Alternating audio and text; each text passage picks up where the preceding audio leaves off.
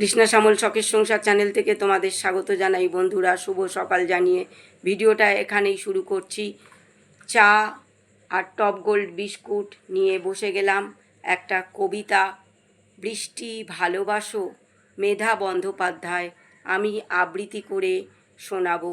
সেদিন আসার বেলা কদিন ধরে চলছিল জোর আকাশ মেঘের খেলা, কদিন ধরেই চলছিল জোর মা বাবার মাঝে কি জানি কি। আমি তখন এক্কেবারে একা, মন লাগে না লেখাপড়ার কাজে। দুপুরবেলা আধো ঘুমে পাশ ফিরেছি যেই, মনে হলো মা ঘুমিয়ে আছে, বাবা ঘরে নেই।